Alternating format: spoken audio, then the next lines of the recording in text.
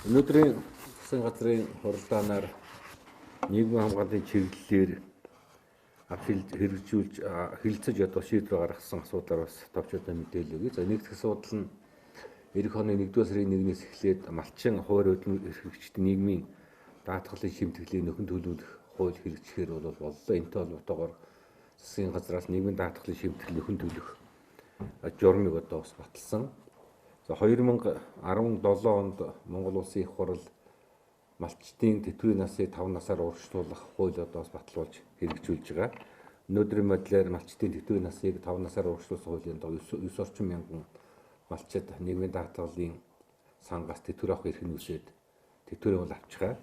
Гэхдээ малчид болоод хуваар хөдөлмөр эрхлэгчдийн нийгмийн даатгал шимтгэл төлөлт маш одоо бага одоо байдаг учраас бол малчдын тэтгэврийн насыг 5 насаар урагшлуулсан ч гэсэн малчдын бас тэтгэврт гарах энэ одоо хуулийг өөртөө одоо боломжууд ашиглах юм бололцоо маш одоо бас бага байна гэж бид бол үзсэн. Тиймээс 2020 оны 1-р сарын 1-ээс малчин болоод хуваар хөдөлмөр эрхлэгчдийн нийгмийн даатгалын шимтгэлийг нэг удаа нөхөн төлөвлөх хуулийг эх оны 1 сараас хэрэгжүүлэхээр болж байгаа. За 2020 оны 1-р сарын 1-ээс эхлээд малчин болоод хуваар хөдөлмөр эрхлэгч иргэд нийгмийн даатгалынхаа төлж чадаагүй явсан нийгмийн даатгалын шимтгэлийг 1 жилийн одоо хугацаанд нөхөн төлөх ийм нөхцөл боломжийг бүрдүүлж байгаа. За 2020 оны 1-р сарын 1-ээс эхлээд хөдөлмөрийн доод хэмжээ 420 мянга төгрөгтөөр хүрнэ. 1995 оноос 2019 оны дуустал хугацаанд төлж чадаагүй явсан нийгмийн даатгалын шимтгэлийг нэг удаа нөхөн төлөвлөх хууль бол хэрэгжинэ. За өнөөдрийн одоо батлагдсан журмаар бол 2020 оны 1-р сарын 1-ээс мөрдөж одоо эхэлсэн хөдөлмөрийн доод хэмжээнээс малчин болоод хуваар хөдөлмөр эрхлэгчид төлж чадаагүй яваа нийгмийн даатгалын шимтгэлийг нэг удаа нөхөн төлөвлөх ийм бололцоог бүрдүүлж байна. За засгийн газраас батлсан журмын дагуу бид 2020 онд 88 мянга одоо орчим малчин болоод хуваар хөдөлмөр эрхлэгчид төлж чадаагүй явж ирсэн нийгмийн даатгалын шимтгэлийг нэг удаа нөхөн төлөх боломж одоо бүрдэнэ гэж бол үзэж байна.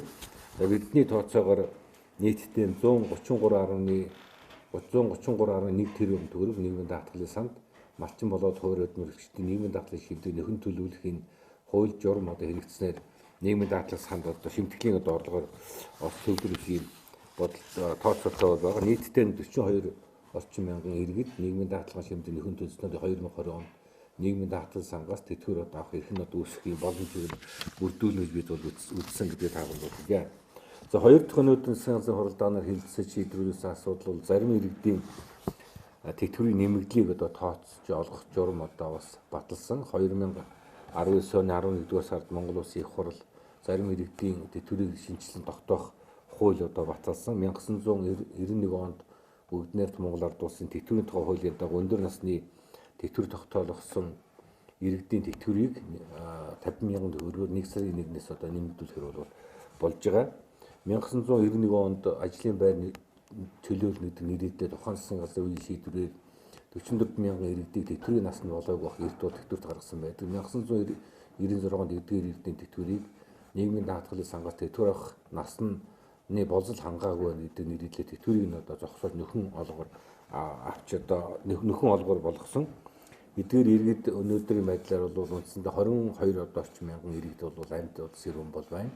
Улсад ажилласан жил нь бага одоо байгаа учраас нийгмийн даатгалын сангаас тэтгэвэр авах эрх нөөцийг тэтгэвэр авч байгаа ч гэсэн тэтгэврийн бага одоо байгаа учраас эдгээр иргэдийн тэтгэврийг нэг удаа 50 мянган төгрөгөөр нэмэгдүүлэн тооцохоор болж байгаа гэдгийг бас хэлхийг хүсэж байна.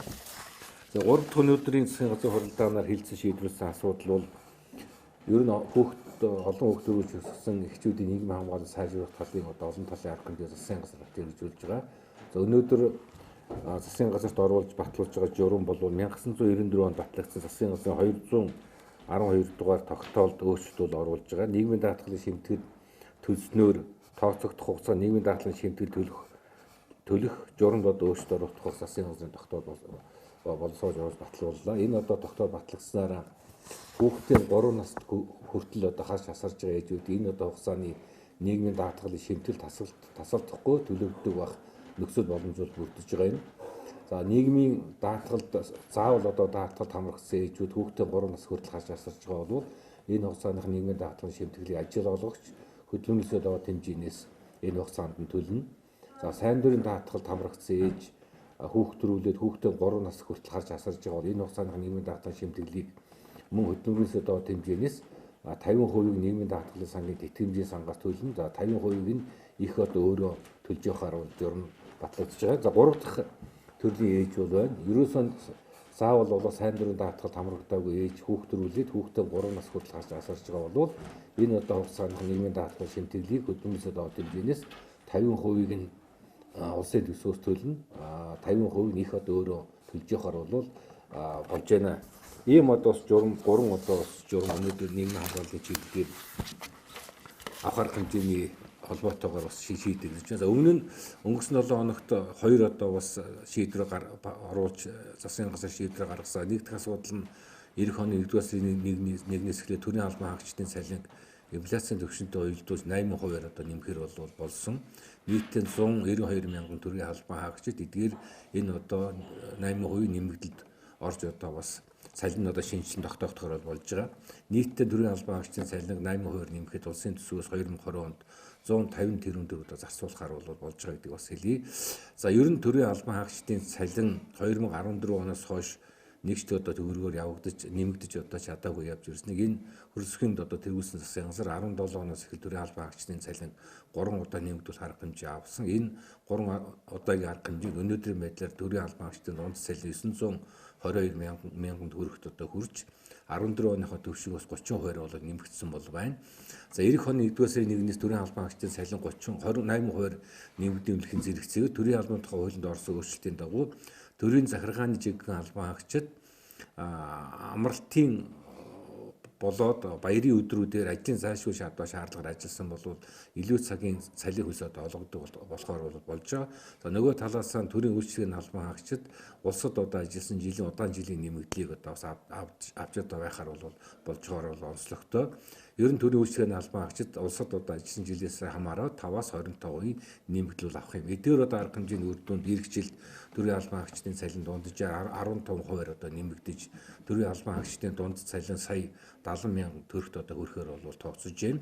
За энэ одоо нэмэгдлийг оруулалт тооцсноор төрийн албан хаагчдын цалин 2014 оны түвшингөөс 48.9% одоо нэмэгдэх юм одоо бас тооцоо байгаа гэдэг бас хэлье.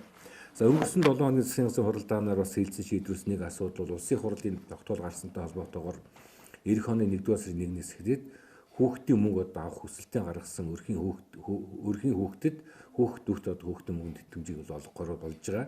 1 сарын 1-ээс эхлээд хүүхдийн мөнгөний тэтгэмжийг амжиргааны түвшин өндөртэйгээ 670 оноос дээвэр босгоо оноор тогтоогдсон өрхийн хүүхдийн мөнгөний тэтгэмж бол авч чадахгүй байгаа. Тийм учраас бол энэ улсын хурлын шийдвэр гаргаснаа саяын засгийн газрын дараа одоо оруулж батлуулсан журмын дагуу хүүхдийн мөнгөний тэтгэмжээ авч чадахгүй өрхөд 1-р сараас эхлээд аймаг дүүргийнхээ нийгмийн ажилтнанд хүүхдийн мөнгөний тэтгэмж авах хүсэлтийг гаргана. Хүүхдийн мөнгөний тэтгэмж авах хүсэлт гаргасан сараас нь эхлээд хүүхдийн мөнгөний тэтгэмжийг олгоно. Хүүхдийн мөнгөний тэтгэмжийг олгохдоо амжиргааны түвшин тооцож босгоо оноо татахгүйгээр хүүхдийн мөнгөний тэтгэмж одоо олгохоор болсон гэдгийг бас хэлхийг хүсэж байна.